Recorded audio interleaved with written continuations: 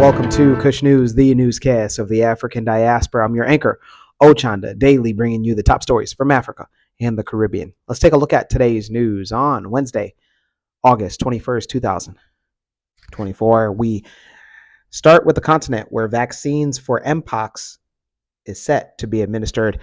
Africa's top public health agency says that the Democratic Republic of Congo and other countries in Africa could start vaccinating against MPox within days. The DRC is the epicenter of a deadly strain of MPox that emerged last year and has spread to 12 other African nations, with confirmed cases in at least 3 countries outside the continent. Last week, the World Health Organization declared the spread of the new strain a public health emergency. The detection and rapid spread of a new clade of MPox in eastern DRC, its detection in neighboring countries that had not previously reported MPox, and the potential for further spread within Africa and beyond is very worrying. In addition to other outbreaks of other clades of MPox in other parts of Africa, it's clear that a coordinated international response is essential to stop these outbreaks and save lives. The Africa Centers for Disease Control and Prevention says vaccine doses are due to arrive shortly. The center says that it has been working on logistics and communication strategies with countries experiencing outbreaks in order to facilitate the rollout. The total number of cases in Africa has risen to almost 19,000 since the start of this year, and over 90% of the cases are in the Democratic Republic of Congo. MPox can be passed on by close contact with anyone with the infection and causes fever, muscle aches, and boil-like skin lesions. Those in Africa, let us know your thoughts on the MPox vaccinations being or set to be passed out. Are you going to take it? Do you want to take it? Are you against it fully? Let's go to the Caribbean. And there we go to Trinidad, where they are changing their coat of arms.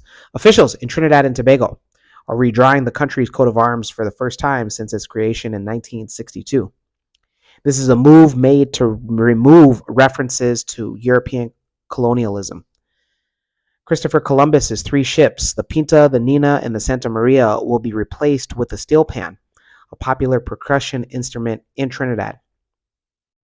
Trinidad Prime Minister Keith Rowley made the announcement on Sunday to a standing ovation, saying that the coat of arms would be reconfigured before late September.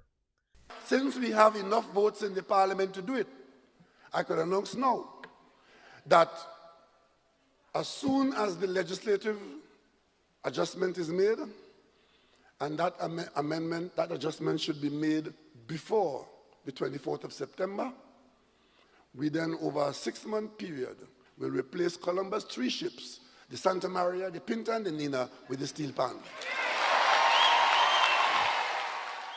Referring to Trinidad and Tobago as squatters on the steps of the Privy Council, Dr. Rowley shared that the council is another colonial remnant he's ready to eliminate.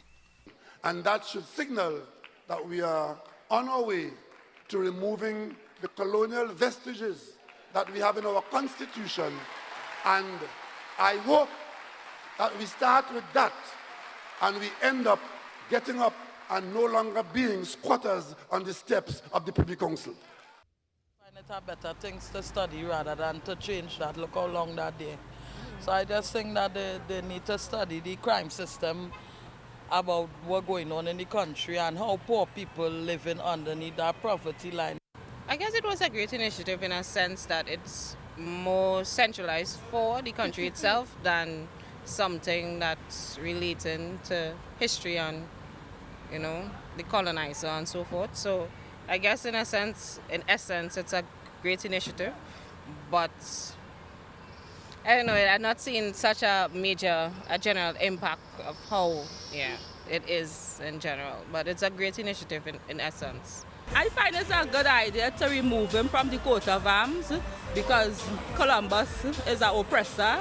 He used to be bringing in slaves from Africa to the Caribbean. He had no right being there, and the steel pan is our national instrument. It should be there. And if they could remove the Columbus boats from the coat of arms, they should remove them from the square as well. For too long to be so down. Steel band. That is the ammunition. Steel band. Steel band. The current coat of arms features hummingbirds, a palm tree, and a scarlet ibis, the national bird for the country.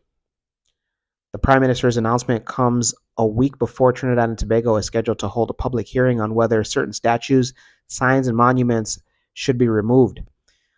The change is part of a worldwide movement that aims to eradicate symbols of the colonial era, with statues of Christopher Columbus being removed or toppled across the United States in recent years. Those in Trinidad and Tobago, let us know your thoughts on the change of coat of arms. Are you for it? Are you against it? Do you feel like this was a long time coming? When we come back, we'll have today's African proverb of the day. Don't go anywhere.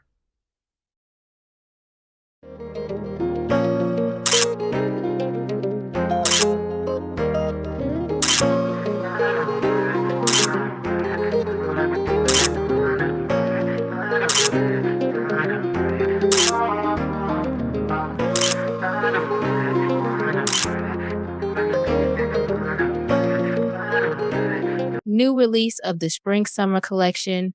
Visit www.mccadero.com.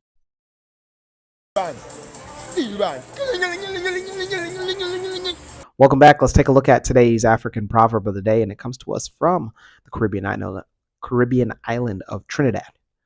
And it reads, all crab find a hole.